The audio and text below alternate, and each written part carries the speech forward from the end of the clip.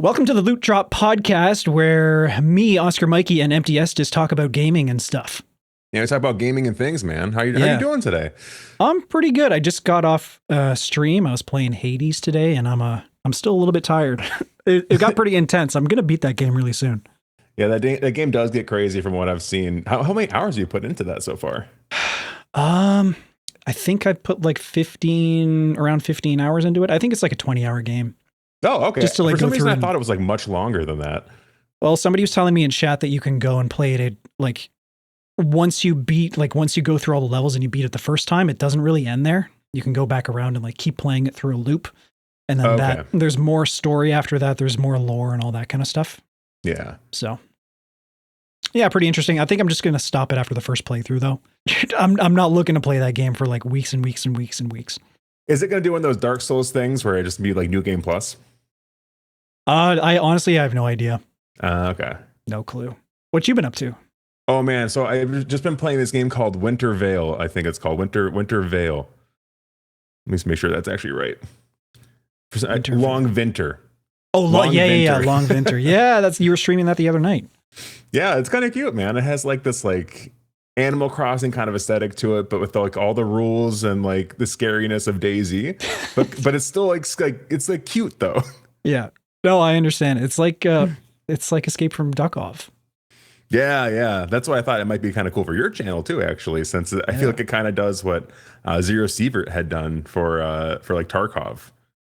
Yeah, you described it to me, and I thought it sounded like a weird concept to me when you described it, but watching you play it, I'm kind of interested now.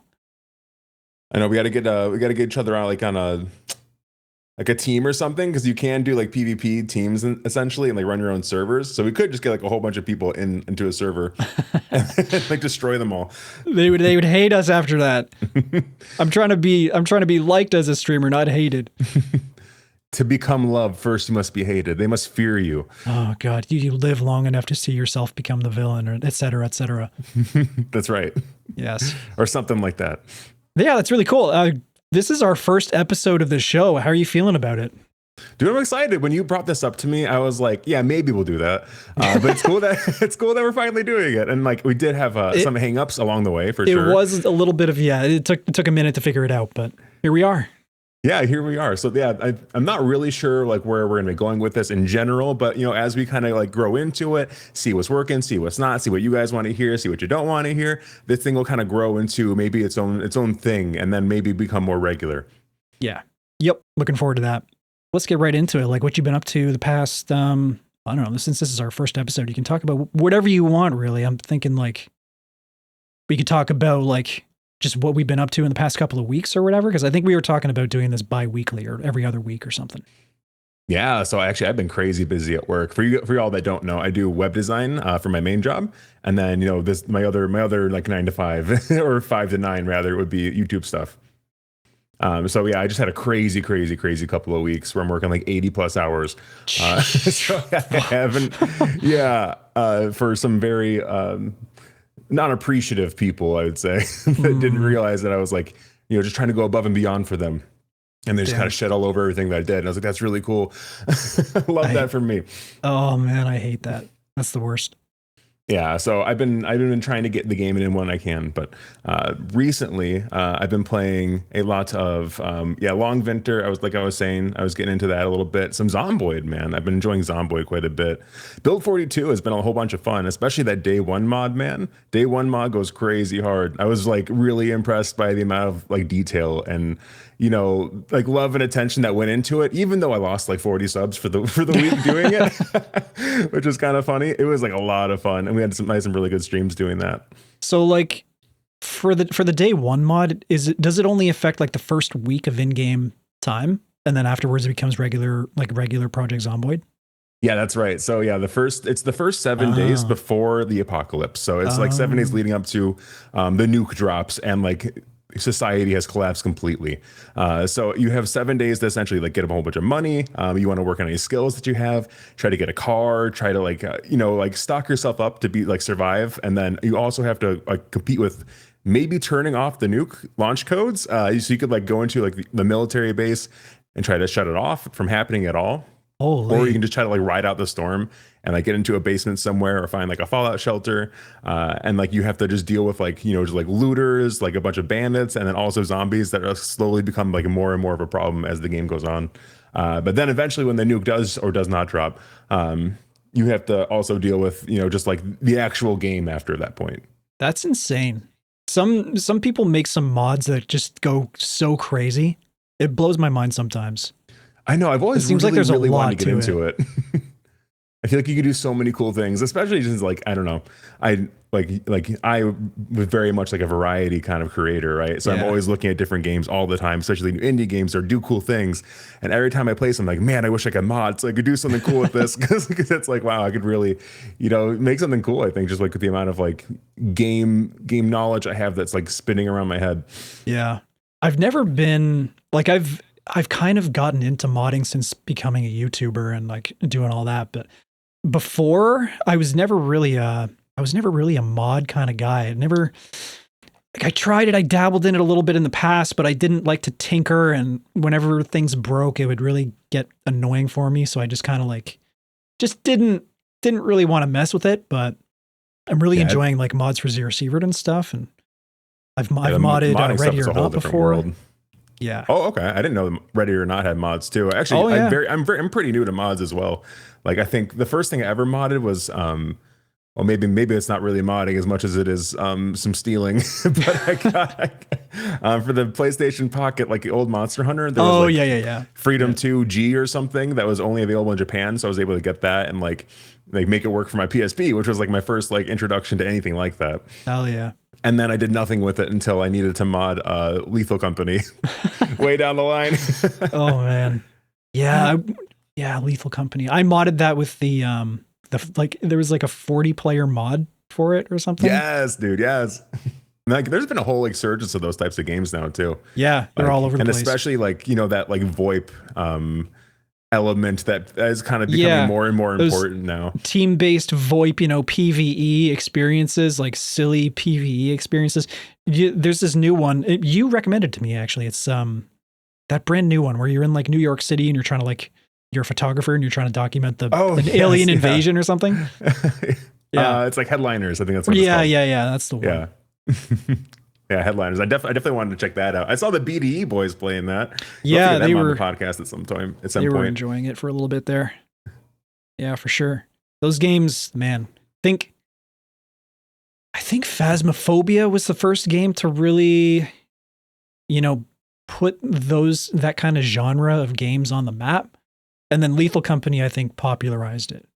Yeah, and I think it also has like a little bit to do with like, Among Us too, because it's kind of like somewhat social like deduction kind of stuff too. Like I feel like that VoIP thing kind of just like plays hand in hand with that, and like also just having like small teams of people. Maybe that's a pretty loose comparison to make, but it does. I feel like in my mind it makes a lot of sense. Yeah, for sure. Yeah. So I know you were talking about just now that we're talking about co-op stuff, you were talking about Battlefield not too long ago about wanting to play. Or I'm sorry, not Battlefield, Delta Force. Yeah, to play their new campaign. Oh man, I was so I watched the movie twice in preparation for this. Great movie, by the way. If you haven't seen Black Hawk Down, watch it. It's one of the great war movies. It's up there with like Saving Private Ryan. Oh, I don't think I've ever seen it. I don't think I've ever seen Saving Private Ryan, actually. Oh, are you kidding me? No way. Oh. Growing up, I watched History Channel 24/7. That's all I did. I was always on History Channel, or I was watching Les Stroud Survivor Man on Discovery. Okay. All right. You got to watch Saving Private Ryan and Black Hawk Down. The American patriotism it goes so hard in both of those movies. I'm definitely going to check it out. There's flags waving. There's like stern, surly men staring off into the distance dramatically. And it's great. Oh, that's exactly what I need. Lots of action combat. Nothing gets my red blood pumping. Like some stoic poses and the flag flapping. Oh, for sure, absolutely. But I was really excited for this campaign, and they didn't balance it for solo play. Like it's like it really feels like it's meant to be played co-op. Like the enemies. That's insane to me. I can't believe that was the case. There's no scaling for solo. It's like basically unplayable as a solo. And it's like I saw a ton of like other creators playing it, but like with like people, like they got sponsored to play in groups of people. Yeah, to play it. So I was like, was that the only purpose of like? Did you only make the campaign to get people to share it that way. Yeah, I don't know. Did you see there was a documentary that released on Netflix about Black Hawk Down too? No, I didn't. It just released like maybe like a week ago or 2 weeks ago. It feels like all this stuff has been timed to come out at the same time. Oh yeah, that's not by accident. Yeah. There's no way it's by accident. It's just this big renewed like interest in that whole event. But yeah, the documentary was good. The movie's freaking awesome. But I was really disappointed with this game, man. Like I was really looking forward to it. I'm very much like I'm a shooter guy. I come from a background of FPSs. You do too, kind of. I'm not as good as you, but well, I mostly do medieval point and click games from 2002. Right, but. Those two. Like I'm very much, I guess I'm kind of an old soul. I really like gameplay, like FPS gameplay that's, I don't know, just a little bit more old school, less technology in it. I'm not a fan of all this, like all the new abilities and tech that's in the newer games, like wall hack arrows and, exosuits that make you run super fast. I'm very much into the style of like Gulf War aesthetic, Desert Storm, that kind of thing. Yeah, I think you and I are like kindred spirits in that way because like I feel like I don't like whenever I talk about these kind of games with you, you're always like, yeah, I get that. I hate that shit too. I'm like, yeah, I know it. We're so on the same page. It's crazy. Yeah. Like I just want I know we've beaten this horse to death a million times, but I'm glad to bring it up again. I freaking hate heroes, man. I do not want this. I'm the Australian one, mate. Like I don't get it, man. Like what? And honestly, I was kind of scared for the campaign for Delta Force anyway because of that kind of stuff. Yeah. I was like, and I saw some cinematics of Delta Force, just like based off of, I think maybe it was just like in their game, like as like whatever, like preamble, like whatever, like pre-roll kind of stuff or like the actual title. And I was like, oh, this looks kind of weird and it looks a little janky. Yeah. I mean, graphically it looks nice, but it feels super shallow. Like yeah. Like I know exactly what you're talking about. G.I. Joe levels of plastic. Like yeah, you hit it right on the head. That definitely exists in it. I definitely got those vibes when I was booting it up. Mm-hmm. And I really I have a really hard time understanding why we ever went that direction when we saw how bad the Battlefield 1942 or 2042 flop was, right? Like when it first came out, and the response that it got was just like so not favorable. Yeah, insane. I think some of it may have been like just like differences in developer style. Like it's a Chinese developer, I think, developed by an Eastern game studio. And I don't know, there could be some like translations across that, we're just not used to some of those things like playing Western games. I don't know. I'm not really sure.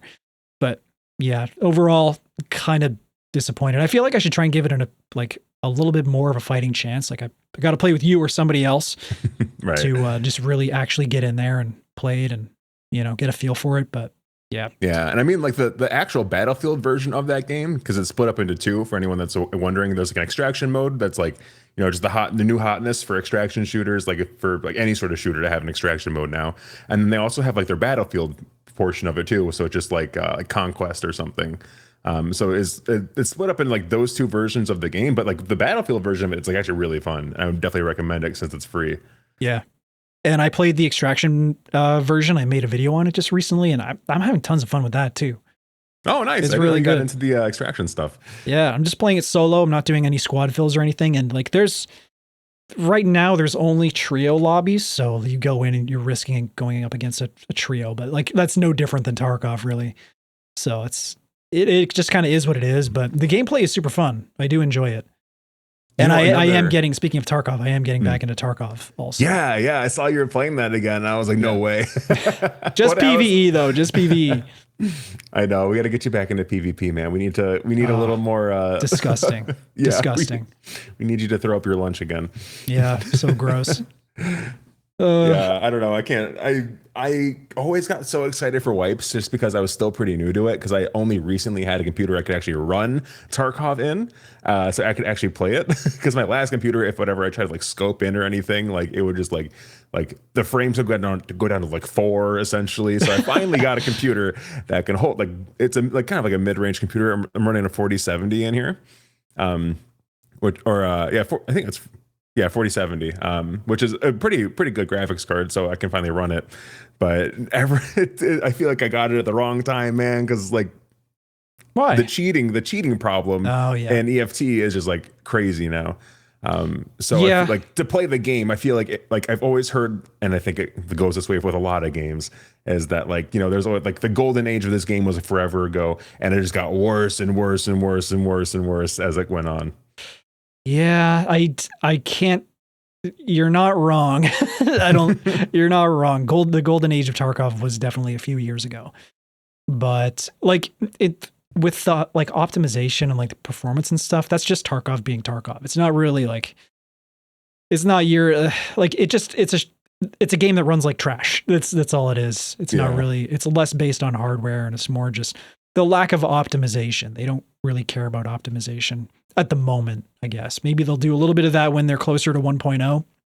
But yeah, I'm still having fun with the PvE mode. It's great. I'm getting dumpstered a lot. The spawn rates for the scavs are crazy. Like the goons spawn pretty much 100% of the time in a few different places on a couple of different maps. So I do remember going to Interchange when I was doing PvE, and I just went up like the main stairway, like just dead center in the middle of the map, like up the mall stairs, and I shot like one person, and then for the next 20 minutes, I just had like droves of scavs coming down on my location. Yeah, that's happened to me a couple of times. This is PvE, man. This is crazy. I'm just like, yeah, it was action packed though. It was a lot of fun. Oh yeah, scav army, it descends upon you. they surely blocked out the sun. Like it was some like Leonidas level, just like level of just like we're all coming for you right now. Yeah, it's like there's something going on with the scavs. They aggro, like every single one aggroes on you as soon as you kill like one of them somewhere. Something weird. I guess if you shot a gun in a mall, well, maybe I shouldn't say that, but well, you know, if you did that thing, it's probably pretty loud. I would imagine for sure. Yeah. It's not like you're going outside and doing it. Yeah. There was another game that you were playing. I'm going to try and get the name right. It was called Legacy Steel and Sorcery. Yes, Legacy Steel and Sorcery, man. Are you still dabbling in that? That's another extraction game. There's so many extraction games now. Yeah, like extraction is definitely the flavor of the year right now. Like we're going to be getting a lot of extraction games, and that's kind of how it goes. You know, we had survival crafting was huge. Oh yeah, last year like that was like. It's still going. It's still like going crazy. Because like there was like a giant boom of it though. That was hard to ignore. Especially my inbox was like flooded with like. It's like, can you try this one? I was like, no. There's too many. It's too similar to this other one that I'm playing. I play RuneScape now.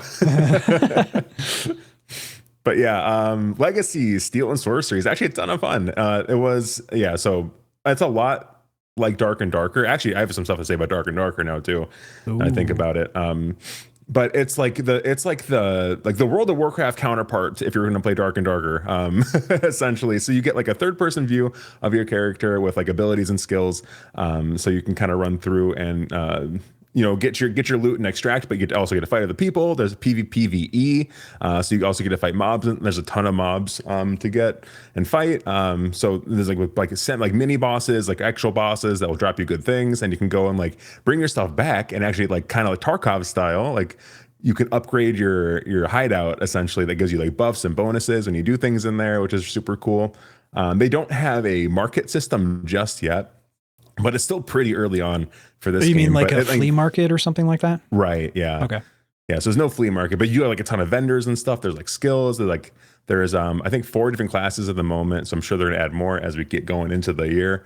I think it's in a great place just for starting where it's at. And then it's like $25, so it's like a little steep for I think where it's at the moment. But I think it's gonna be like one of those like heavy hitters if that keeps getting worked on. Damn, nice. Did you ever play Dungeonborn? Yeah, I did actually. Actually, I remember. I think we played that together once. I want to say. Did we? I feel like we might have. I know I played it at least once on stream. Yeah, I think the once I played it on stream too. I think it was with you, but I could be wrong. So I think I only tried it out once, and I was like, well, maybe not for me. Yeah, but I remember you were liking it. It was nice. It was after I tried Dark and Darker for a little bit there for the first time. And I felt like Dungeonborn was a little bit higher, like production value, was a little bit more polished. I personally enjoyed the experience of playing Dungeonborn a little bit more than Dark and Darker, but I don't know where it's at these days. I think Dark and Darker may have come back and, retaken the throne or whatever. Yeah, I don't know what Dungeonborn is up to these days. Yeah, that's a good question. I don't think I've seen anything from them recently. Yeah. At least like nothing that's shown up on the Steam page. Not that I'm actively seeking it out. Actually, Dark and Dark. I'm going to bring it up now since we're kind of comparing the two. Dark and Darker might be in some trouble actually because Again, yeah. So if you guys remember, actually a long time ago when they first were starting out, Nexon, I believe. Was just trying to hit them with like a major lawsuit and like trying to get their game taken down, and they eventually did, at least to the point where they could get it taken off of Steam, and they had to like make their own like launcher to play it, and it was kind of illegal to play technically, I think. So eventually they got it back onto Steam, and they actually just got taken back into court, and they lost a lawsuit against them. I'm not sure which one it was. Oh my god! I think it has something to do with like Nexon's like secret recipe essentially for like making games and like their systems, like so it's almost like they broke like a non-compete and used like the information that they knew about making games from Nexon to make Dark and Darker, and they were able to like Nexon was able to prove that in the court of law. So they might be getting some huge fines now, which hopefully it doesn't take them out, but it's going to be a big hit. And I think they're going for the throat, though, on some like criminal felony charges, too. Oh, my God. This is crazy. What is happening? Yeah, I was like, wow, I can't believe, like, you hear things like, KCD, they had like a whole bunch of like the whole team that made Kingdom Come Deliverance 2 used to be like part of the team that worked on, like, I think they're from CD Projekt Red, I think they were from. Or something like that. So they left that company, made their own company, made a game, and CDPR was like, "You guys fucking rock! Like, good luck on your game." Like that's what they said to them on launch day from their public like Twitter or something. But then you see like what like Nexon's doing. You're like, oh my god, you could really like not be a good guy. If very different perspective, very different like reaction to that scenario. That's nuts.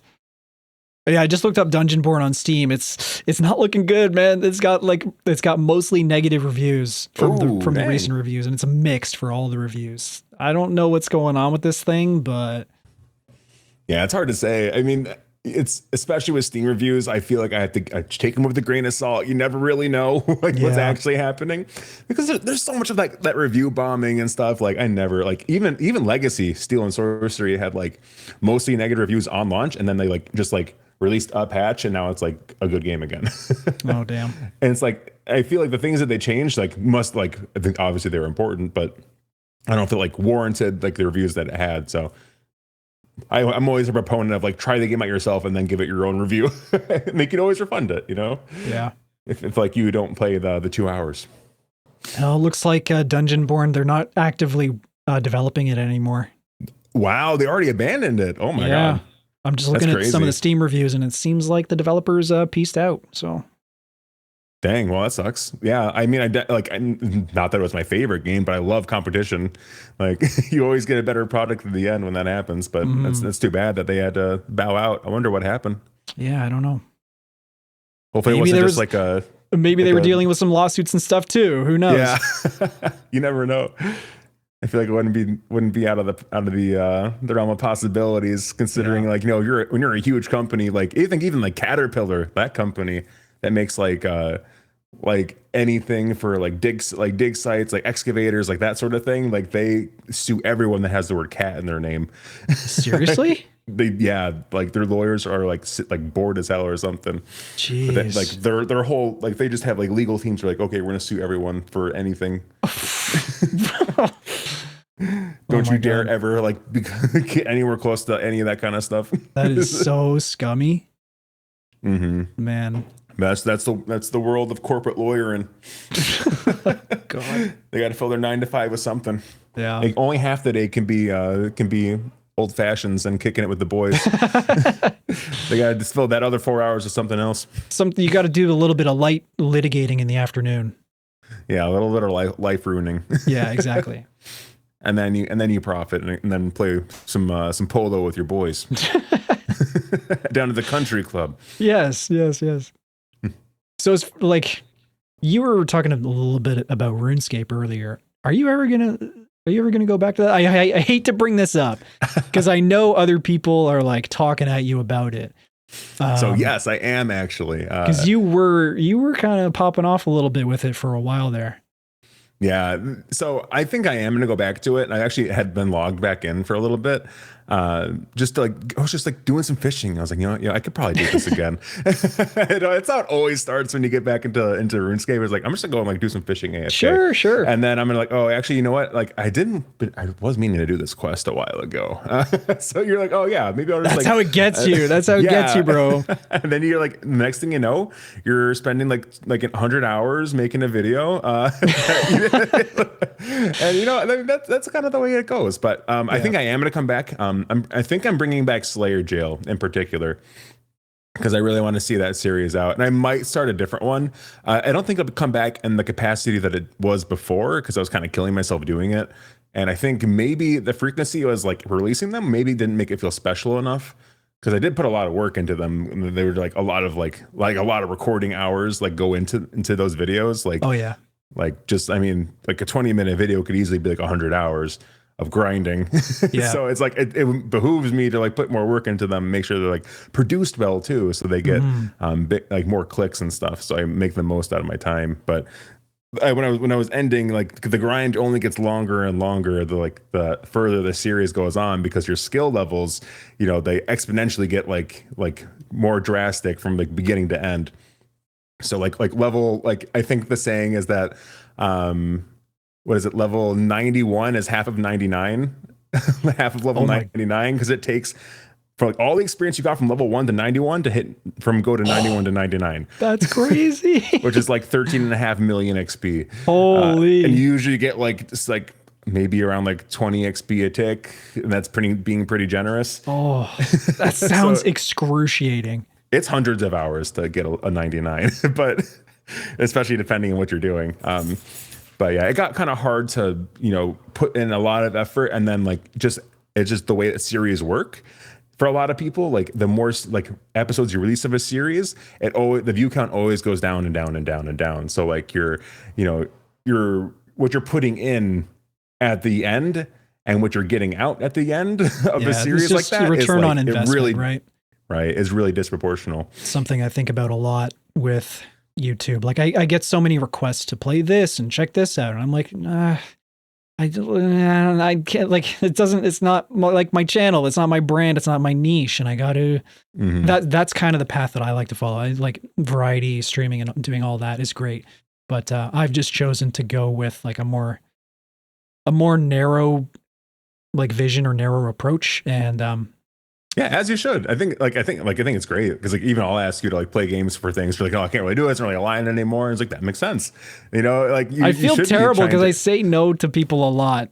Well, you are a piece of shit. But, you know, no, I'm kidding. But you know, I think it's really important to like, if you find your style and like what you're doing, like you should like lean into that as hard as you can. I'm never going to blame you for not wanting to, you know, follow the vision and the plan you have set up. So it's okay. I appreciate that.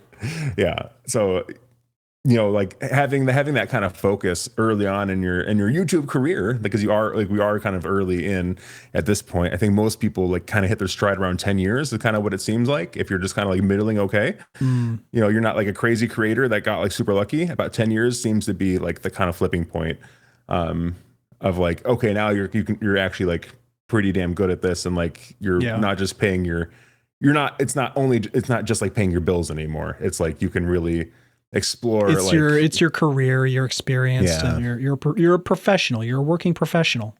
Exactly. Quote unquote working. Yeah, quote unquote working. Playing video games. But it's funny, whenever I'm on like dating apps, I try to like, I'm like, never say that I do this. Yeah. Oh my God. I don't know if you saw this. I see all kinds of stuff on social media, but did you see that viral post about A woman posted a list on Twitter or something of the least attractive hobbies that men can have. Oh God. Did you see that? No. Guess what was number one? It was gaming. It was video games, right? Yeah, okay. Which blows my mind kind of, because I think like 90% of men play video games. Yeah, well, I mean, that's the thing too, though, okay? Because like, I think that's just like a fallacy that like guys don't play games and girls are think that like there's guys out there that just like don't play games anymore. But it's not really the case. I mean, obviously some don't, but like it's gonna be a very small sample size. Yeah, it's like, God, like video That's games like is if guys were like, I don't like girls that wear makeup anymore. It's right. like, well, right.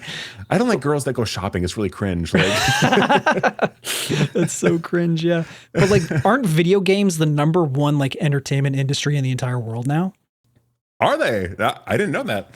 Like more than movies and TV, more than I was music. gonna say, I feel like TV must be, but honestly, like TV has kind of died with the way that like the internet has been going. Yeah, right? at least like cable TV. And streaming platforms are all the rage. Yeah, because everything has to be a subscription now. Yeah, but video games are huge. Yeah, video games are very, very big, and I think it's crazy that they're like, yeah, no video games, man. I wonder why that is. I wonder what's behind that. I think there's just a whole bunch of stigma. And I think like it's like not maybe unwarranted. You know, sneaky gamer guys, I think for sure exist. Sneaky gamer guys, yeah. I've been a sneaky gamer guy for sure. Yeah. Sometimes I have shower. too, I guess. Sometimes I don't shower and I'd be gaming. Yeah. And then I have to like go get something from downstairs and I have to walk past my neighbors. And I'm like, oh, shit. I am a sneaky gamer guy. Crop dust them with your gamer smell. This is the smell of excellence. This is what 99 fishing gets you. Oh my God. This is what a million XP in RuneScape smells like. They don't know I've killed Jad.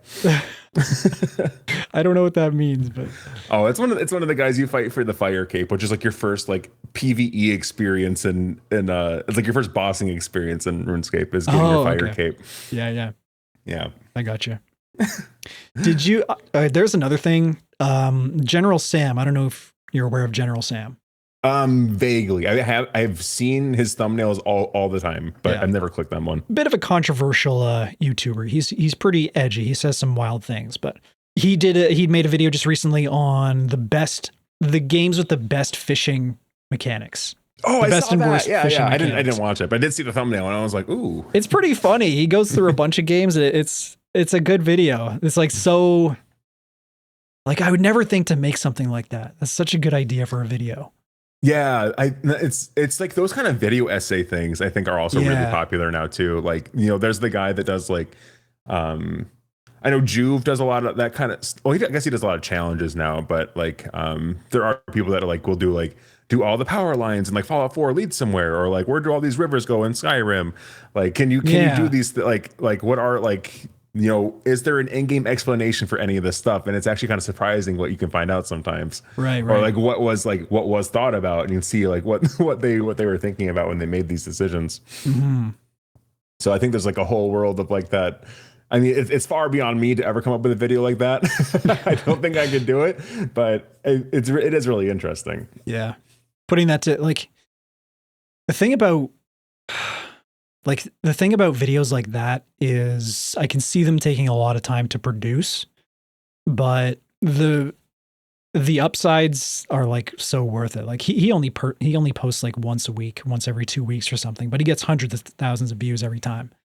Yeah, so and like, that's kind of something I've been realizing too, just about making content in general. There's a lot of like if I was just thinking like it's like about the frequency I release videos at, because I have been very absent from like releasing videos, but I've just been doing streams. Mm-hmm. And I was like, you know, if I was to go back to like posting videos more regularly, I'd probably do it a lot less, which is probably why like I was saying with like the RuneScape stuff, it's like the frequency, I think it's important, but like just focusing on quality, like you're saying for like those types of videos, it's like you're putting like a lot of upfront effort into making them like really good because they'll get more views that way. Yeah. Man, I've learned so much about this, like being a YouTuber, doing the content creation game since I started.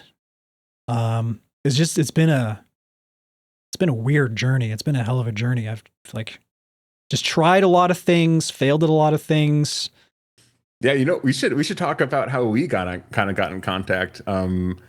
Just since this Yeah. is the first episode, I feel like Yeah, it makes sure. sense to kind of explain our backstory a little bit For too. sure. Yeah. Yeah, you want to go first? You want to talk about like how you kind of got started in just YouTube and like streaming in general? Oh, sure. Well, I mean, I've been gaming for my whole life. My parents bought me a PlayStation 1 back in whatever it was, like I got a early PS1. 2000s. Oh, Yeah. my cousins had a PS1. I'd always be playing like my ass was playing Crash Bandicoot upstairs the entire time.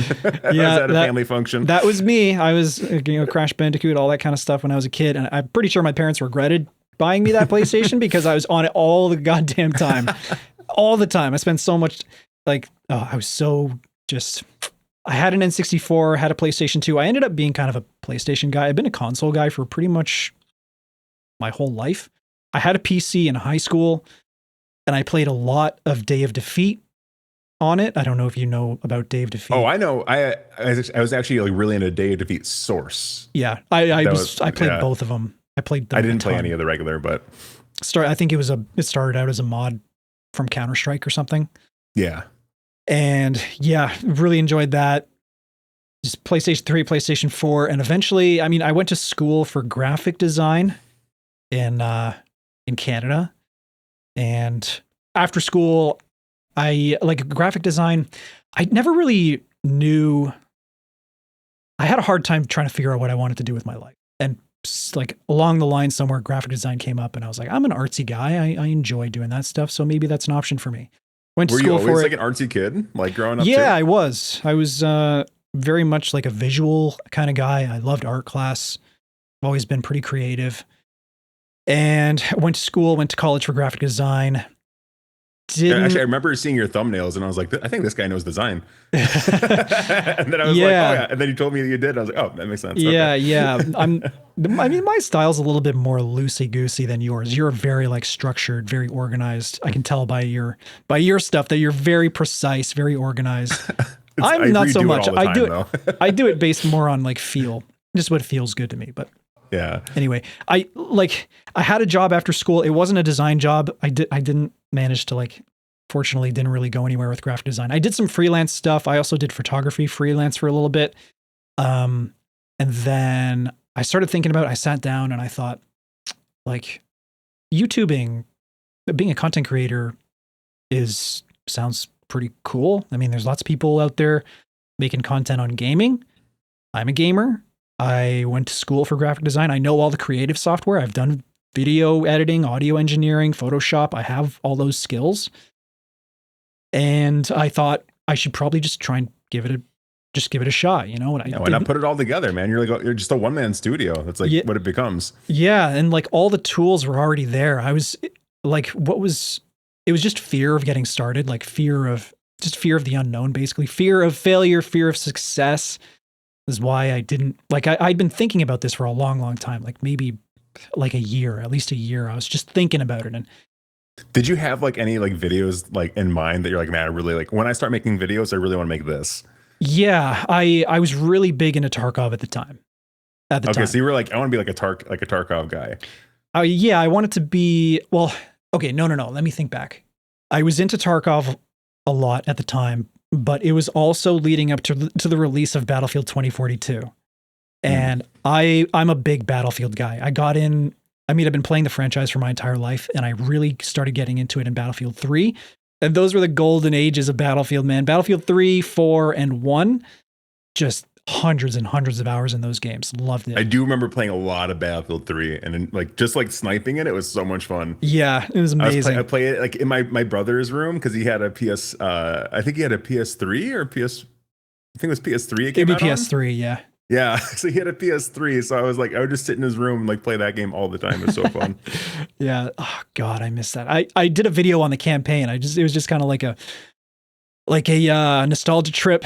I put it out just recently, actually, maybe a couple of weeks ago, just revisiting the campaign of Battlefield 3. So good. I saw that. That was good. It's so good. And I talked about the new one coming out soon, and you're like, it's like, let's not forget what they took from us. Exactly. Was the message, which I really liked. I thought that was cool. Yeah. But in the lead up, like when I was just getting started on my channel, I was doing that. I was doing some Tarkov content, and then I was also like doing a lot of news on like all the I was doing videos on all the news that was coming out about 2042 and getting all excited and hyping that up. And I was thinking maybe I can be the next big like Battlefield streamer or content creator, and like with some Tarkov on the side. I ended up hating Battlefield 2042, so nothing came of that. Everybody else hated it too, so nobody was really watching. It was just kind of a shit show, but yeah. And then I was just kind of screwing around with Tarkov for a while, making videos here and there, and eventually I found Zero Sievert, and just kind of blew up from there. That's kind of my story. It's not very interesting or anything like that, but well, it's not like not uninteresting. You know, I think there's a lot of like, and probably a lot of things you didn't go into detail about because I'm like asking for like a synopsis of, you know, just like the entirety of your being for the like up until just now, you know? Yeah. So I think there's a lot more stuff you could probably touch on too if you really wanted to. But yeah, I could probably go into a lot more detail. Yeah. And we can also even from this point go on to like the trials and tribulations that come with just being a creator in general, right? Because there's a lot of things that you would never think that like are like issues or problems or like stopgaps or like bottlenecks that kind of show up when you start getting into this kind of stuff. Yeah. Actually, one thing that was really stressful for me when I was grinding and getting no results, like that was really hard. It was a lot of time investment. I was doing it every day. It was affecting my home life. Like it was all I was doing. I wasn't seeing friends. I wasn't spending time with my wife or anything. It's just grinding every single day. That's really the hard. commitment it takes to really like put an effort in and doing this kind of stuff. You have I mean, and for a lot of people, I don't think they realize like it's like, yeah, of course there are guys that just do it on the side for fun and like that's like, and it just kind of works out and takes off for them. Like, but like for the vast majority of people, it's like you have to like do it on the side, but also let it be like an actual job that like, you know, requires a good amount of effort and sacrifices that you have to make. So yeah, like, and it's in like, you know, just being hyper focused on numbers because numbers matter a lot. Even though it's like you're playing a game, it should just be about like gaming, and it's like not always the case. No, it's one of those things that I feel like there's a lot of people out there that can be naturally talented at it and maybe get a little bit of lucky and blow up super quick. But for the rest of us, it's like it's a grind, and like you have to be a little bit obsessed with you have to be like a little bit obsessed with it. You got to put in the time. And it's not as easy as it looks. You're not just sitting on your ass and playing video games. There's a whole... Yeah, that was one of the things that really like blew my mind too. Like, cause like beforehand when I was just a viewer of videos, I'd be like, oh yeah, like I can't believe they're missing all this stuff. And then I tried it myself and I was like, oh my God, I'm missing everything. Also, I can't read. Like, yes, I get that too. When did that happen? When you're streaming, your ability to read goes out the window. Oh, dude, it's gone. It's like a miracle. I can like I think I might be dyslexic now. Yeah. I get messages like whenever I stream. Sometimes that happens less these days. I feel like I've gotten better at it, but before people were always yelling at me in chat like, "Hey, why haven't you read my message? Have you read my message?" And like, I want to say to everybody, like, dude, like this, it's hard, man. Like I can't, I'm trying to game like here. I'm trying to fight the goons in Tarkov and read all your comments at the same time. Like this is actually really hard. You should try it sometime. Yeah, it's definitely not at all what it seems like it would be. Like, and you know, it's funny because I kind of got into content because I really just love the feeling of like watching content. Yeah. Even before it was like, this sounds super stupid. Like just like watching like my brother play games. Like I'd just like sit on his bed and watch him play that like his PS3 or whatever. Or like, yeah, I'll grow up doing that. And I just loved that feeling of just like getting to watch someone do that. So I was like, I want to do this for other people. That's a thing. Like that. There's something in that, you know? Yeah. I mean, like esports is a thing. People watch people play esports, and like streaming is, if that wasn't like, that's something that kind of like taps into our like lizard brains. I don't know. Like just, it's a fun form of entertainment, and it's unique because you get to interact, like at least with streaming, you get to interact with the person that you're watching. Yeah. And it's like, it's something that taps into our, I don't know, maybe a lot of us are introverts and it taps into our need for like being social or something like that. But no, I think it definitely does. Cause I mean, just growing up, like I didn't have like a ton of friends. I definitely did have some, but like even like as I moved like in from like high school to college, my friend group went from like, you know, like maybe like 20 people to like 2. Yeah. No, So I was like, the same, 100%. like Yep. I'm not, all I had was like just like video games, really. You know, I was like, well, like now I'm in college. I have like maybe a few good friends, like, and that was cool. But like, you know, priorities for a lot of people changed. I was like, well, my thing is just like I just kind of like play games, Mm-hmm. and that's kind of how I pass the time. And it's like, and I kind of get like that feeling of like I got to hang out with people when I'm like watching streams. So Yeah. getting to like make my own community, or like people come to watch me play games, is like super super fulfilling. Yeah. I have this very vivid memory of, I used to watch this guy who streamed Tarkov. He's no longer streaming now, unfortunately, but it was before all this content creation stuff, before my channel. And I thought, I want to kind of check out this streaming thing. I wonder what this is all about. So I got on Twitch and I started watching some Tarkov streamers, and I found this one that I liked. He was kind of a smaller creator. And I watched him for a while, like weeks and weeks, and I enjoyed his content. And one day I just decided I'm going to type something in chat. And he responded to my message, and I was like, that's freaking cool. He responded to me. He read my message and he talked to me. That's awesome. And I thought, oh, I get it. This is like, this is so fun. This is awesome. Yeah, there's like almost nothing like it. Like being able to like interact with like people like just from across like over the globe. Like just like right now, like that's why I try so hard to read like every single message and like respond to every single message, because it just feels so good. Yeah. It's like you're really like, you are like interacting with this person. It's like we are sitting like on a couch playing this game together. So tell me about your story. Like what's the empty Estus, like origin story and all that stuff. Oh man, so I grew up addicted to games, like unhealthy levels of like just gaming. Yes. My parents also like got like me I think the first thing they got us was like an Xbox, I believe. Like before that, we'd only played computer games because my dad was into like, he was like an IT guy. So he always had like a ton of computers. We had a computer room because he's like, well, like I just have computers and I build them. So here you go. You guys can play with the old ones. So I grew up on like Warcraft 2. I played StarCraft as well. I got a lot of RTSs for some reason. We were super into them. And like growing up on playing Civilization. I played a lot of Stromovic as well with my dad. Never heard of that. So it's like a flight sim game, like a military flight sim game. So you like get into like Stukas and stuff, and like you like interact, recreate battles. Essentially, it was so fun. That makes me think like DCS or something. And that kind of got me into playing Battlefield, actually. Yes. So that's how I got into Battlefield. So I played Battlefield 1942, Road to Rome, like Secret Weapons of World War II. And then, you know, eventually like Vietnam, like all those, like those were all so good. I loved those. And that's what I wish they would like recreate now. But I also played like a ton of like the original Call of Duty. I would play that game like to death. And that's how I kind of got my start in FPSs, which was like I would literally like, so in that game, there was like cheaters that walk around, like, so you knew someone was like botting when they had like their character was crouched and they were just like constantly in iron sight mode, like just like sniping heads, like jerkily moving, just hitting heads. I would like pretend to be hacking and get called out for it because I was doing so good. Oh my god. So freaking troll, little MTS is just trolling everybody in an original in OG Call of Duty, just trying to get like reported for some reason. Oh my god, such a scumbag. not that I ever hacked, I never did, but that was like my FPS start. And then I got into Counter-Strike, the freaking global elite, right? Oh hell yeah. That's where it all changed. So yeah, I got really into Counter-Strike. So I played Counter-Strike Source for a long time. I would do a lot of like Scouts knives and stuff. I didn't do a lot of competitive or anything, but did like a lot of Scouts knives and stuff. And then like throughout my whole journey, I was also like really into RuneScape. So I played like a ton of RuneScape, like old school RuneScape. I never played RuneScape 3 or whatever the new one is. I don't like that shit very much. Old school is where it's at. So I played a lot of that.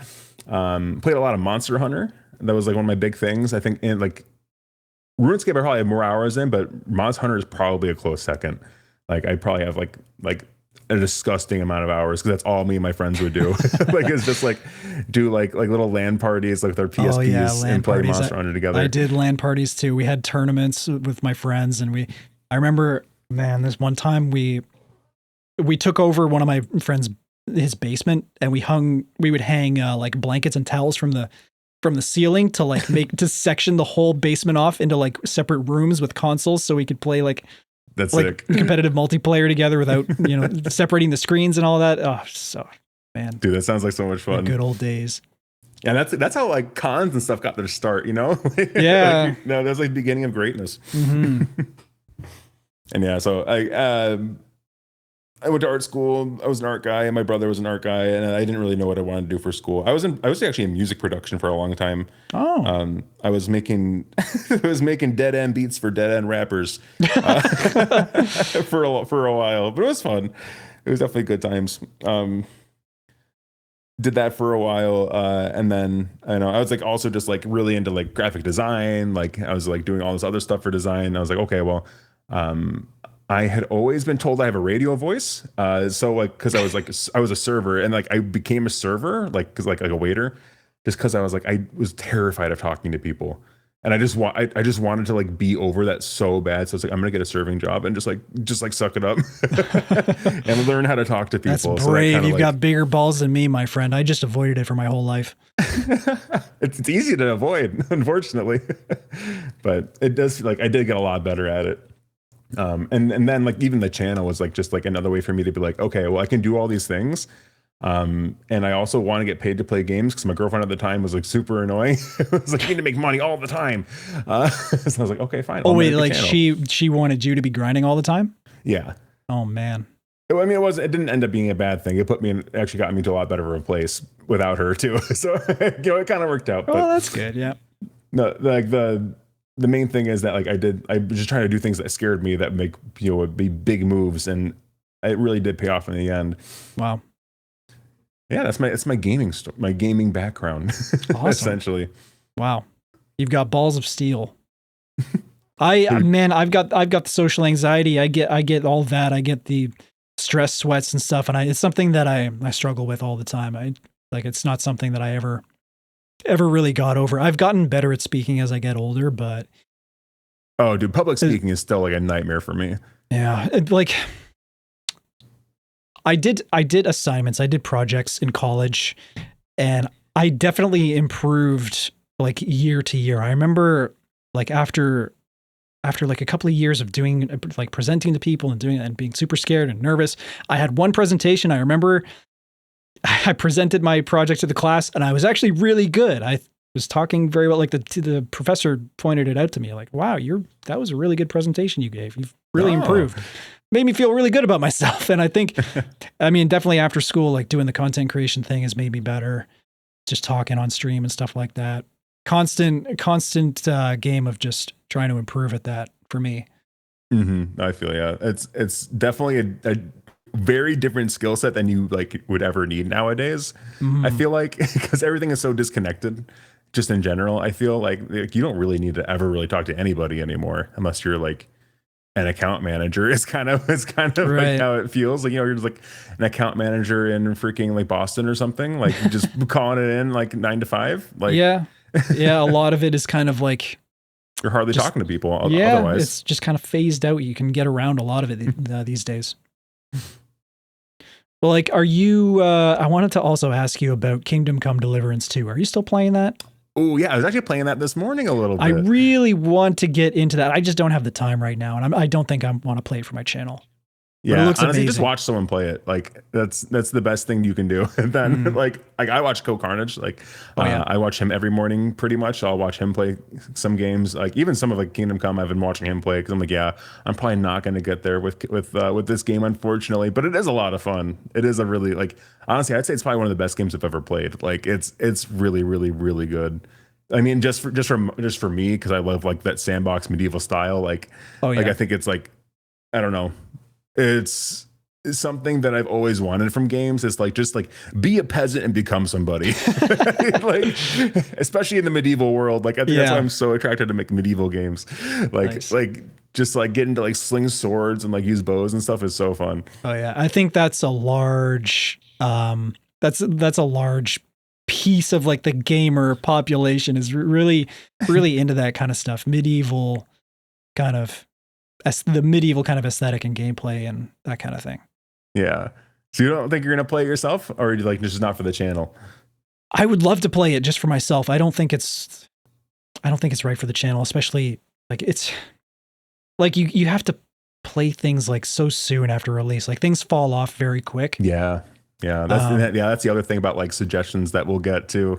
Yeah. Like people are like well-meaning, very well-meaning, like, hey, you should try this game that's like a few years old. And it's like, well, it's not really gonna get any views if it's like not just like the latest and greatest thing, unless you're doing something crazy with it, like either doing like a some sort of like documentary style, like I'm following the power lines in this game sort of a thing, or you're doing some sort of like weird challenge, right? Mm-hmm. That's also something, speaking of like going back to like becoming a YouTuber and the experience of becoming a content creator, like trend chasing it's tough because like sometimes for me personally, I don't really like doing that very often, but I kind of have to bite the bullet and do it sometimes. There's just like only a very like small amount of things you can really do it for as like a smaller level creator too. Yeah. Because obviously all the big creators get like all the big stuff that like no one's gonna click on you if you're like, well, I'm playing 2042. You know, like, exactly. Like they're gonna go to their freaking like Drewski and like people like that for that kind of stuff. It's just kind of the cost of doing business, and it's all kind of a balancing act of figuring out like what you want to do as a creator and and what people watch from you. Exactly. Yeah. Yeah. Speaking of, I know you've been like really diehard Zero Sievert guy, and that's how we met. Oh yeah. Yeah, we both bring came our up other on conversation to like a conclusion there. Like we got started because I saw you were playing Zero Sievert too, and I was like, I think this guy's blowing up at the same rate I am right now. Because I think we were both like overnight I went from like 20 subs to like 1,000 almost. Yeah, I think. Insane. And then from there, I got like another like 1,000 after that, and like pretty quickly hit my 2,000, become monetized. Yeah. And ever since then, it's been a 3-year grind for the next 2,000. But that's neither here nor there. It happens, like you do find like magic in a bottle sometimes, like fire in a bottle sometimes, and and that's like if you're becoming a creator, if anyone out there is listening and like just like where do I find my niche? You have to go places where people like aren't really looking yet. And that's why doing the variety thing can actually be pretty like interesting to do, because you're casting a wide net, and you're also trying about a bunch of things and like learning a lot about the industry itself. Yeah. There's a lot of different potential like strategies. Timing is a big deal. Jumping on things before they become mainstream. Yeah, I totally agree with what you were saying with like doing variety content and stuff like that. And we just happened to be in the right place at the right time with Zero Sievert, and we kind of got to ride that train. I don't know if I've ever told you this, but I always thought that you could have potentially become the Zero Sievert guy instead of me. Really? Absolutely, 100%. You were popping off. Your videos were getting so many views.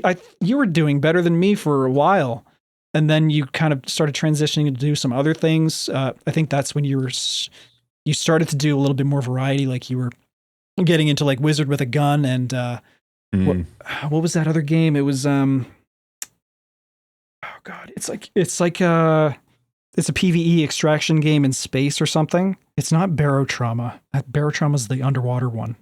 Quasimorph. Quasimorph. You're playing that too, and you're playing a bunch of other things, but your Zero Sievert videos were doing so well. I know. I got really complacent with them. It's like, I don't know, like I can't play the same game for like super, super long. Like I'm my hat's off to you, because you've been able to keep doing it for so long now and always make it like entertaining and fresh and fun. I was just kind of getting to the point, it's like, I feel like I'm doing the same thing and not really improving anymore. Maybe I should do something else. Even though I was still getting like, I think if I would have stayed with it, I think I would be in a different spot than I am right now. But it's still like not the end of the world if I'm not, as as popular as I would be. And I think all that stuff will come in time. And as long as I'm having like a good time, I think that's the most important thing. And I say that with a grain of salt too, because I know I was just talking about like the numbers matter a lot too, which they do. But I also have a tendency to get burned out on stuff like this, which is kind of like what happened with RuneScape too. I got burned out on doing that for a while because it was just like so many hours, just like dumping into it.